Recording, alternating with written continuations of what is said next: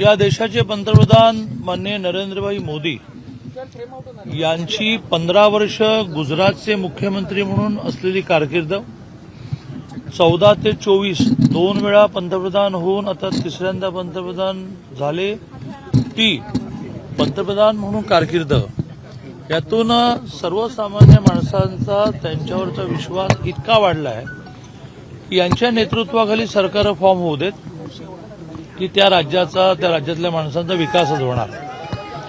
याला अपवाद 24ची लोकसभा थोडी राहिली, खोटा नॅरेटिव्ह, खोटा समज निर्माण केला गेला आणि तो लोकसभेनंतर लोकांनाही कळला की गडबड झाली.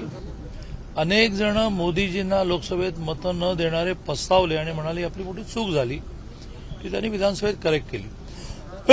त्यामुळे लोकसभेतल्या खोटं बोलवून मिळालेल्या यशानंतर विरोधकांना असं वाटलं होतं की मोदीजींचा करिश्मा राहिला नाही. पण त्यानंतर होणाऱ्या प्रत्येक निवडणुकीत त्यांच्या लक्षात आलं की मोदीजींचा करिश्मा संपलेला नाही, मोदीजींचा करिश्मा संपणार नाही. त्याप्रमाणे हरियाणातही यश मिळालं, महाराष्ट्रातही यश मिळालं आणि या दोन्ही ठिकाणी वन वे यश मिळालं. दिल्लीमध्येही जवळजवळ तीच स्थिती आहे. अजूनही सगळे फायनल रिझल्ट येऊ द्या, कारण दिल्लीतले मतदारसंघ छोटे आहेत, 80,000 90,000, म्हणजे पुण्यामध्ये प्रभाग जो असतो त्याच्यापेक्षा सुद्धा ते छोटे आहेत. पुण्यातले काही प्रभाग 1,27,000 असतात आणि त्यामुळे थोडं निकालाचा निवडणूक आयोगाने शेवटचं वाक्य घोषित होईपर्यंत थांबू. परंतु जवळजवळ क्लिअर आहे की सरकार तर येत आहे, परंतु चांगल्या मार्जिनचं सरकार येत आहे आणि त्यातून हे सिद्ध झालं की मोदीजींचा करिश्मा संपला नाही, संपणार नाही.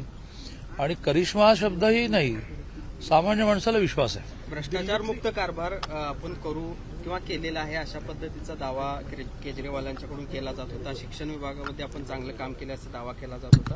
कुठेतरी लोकांना ते पटलेलं नाही असं म्हणायचं या ऐकूनच. असं आहे की त्यांनी दावा केलेला फोल ठरला हे रिझल्ट वरून दिसतंय. आता सुरू होईल. काल जसं राहुल गांधींनी प्रेस कॉन्फरन्स घेऊन काही आकडे मांडण्याचा प्रयत्न केला. अनेक वेळा निवडणूक आयोगाने त्याच्यावरची आपली बाजू मांडली आहे. निवडणूक आयोगाने कालच्या प्रेस कॉन्फरन्स नंतरही म्हटलंय की यावर आम्ही उत्तर देणार आहोत. परंतु लोकांनाही लक्षात आलं की अरे 30 कॅसेट काय चालवता. कर्नाटकात यश मिळालं की आयोग आपलं हे ईव्हीएम चांगला, केंद्रामध्ये एनडीएची पिछेहाट झाली तर ईव्हीएम चांगला, आणि लगेच महाराष्ट्रात निकाल लागले की मग घोटाळे झाले, याव झाले. हे काही लोक आता अशा काही लोकांच्या प्रतिक्रिया म्हणणं हे बघेनासेच झालेले आहेत. दादा, काँग्रेसला एक सुद्धा जागा काँग्रेसकडे येताना दिसत नाही. संजय राऊत म्हणतात की जर काँग्रेस आणि आप एकत्र असते तर हा निकाल काहीतरी वेगळा आला. जरतरची भाषा बोलण्यात आता काय अर्थ आहे. कुणी अडवलं होतं का एकत्र यायला. संजय राऊत तर असे महान नेते आहेत की ते दोघांमधला समझोता करू शकले असते. आणि त्यामुळे काँग्रेसला सपोर्ट न करता शिवसेनेने आपला सपोर्ट केला. तिथेच मोठी ठिणगी पडलेली आहे.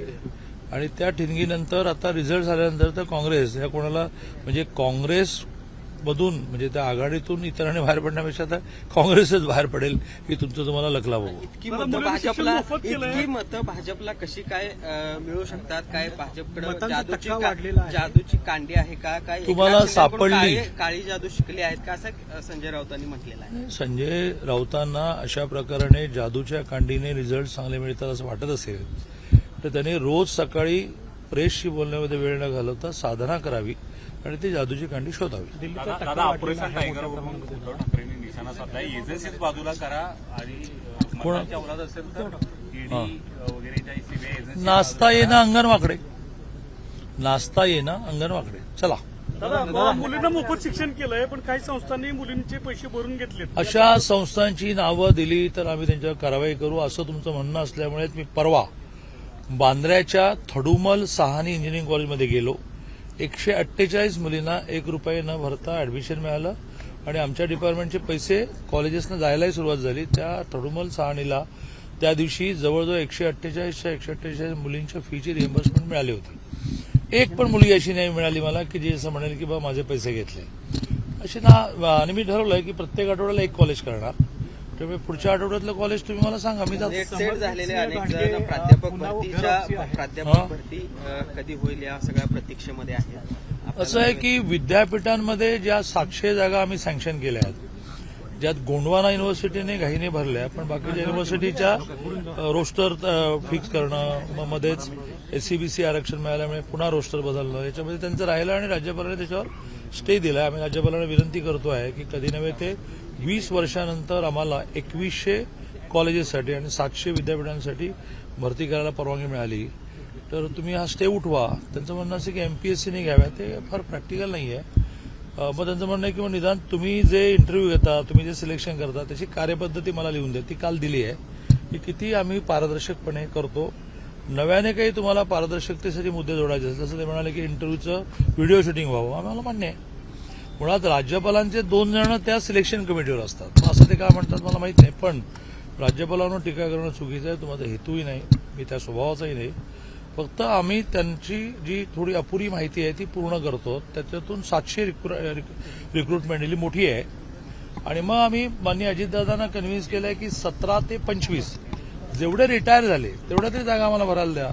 ते अजितदादांनी मान्य केले आणि त्या बहुतेक 4000 असतील. त्यामुळे खूप तुझे मित्र नेट सेटवाले लागतील का? दादा, संभाजी सिंहची घर वापसी आहे का? चर्चा चालू आहे. त्यांनाच विचारलं पाहिजे. त्यांनाच विचारलं. भाजपचे वरिष्ठ नेते नाही, भाजपचे आता एक 2-3 समिती झाली.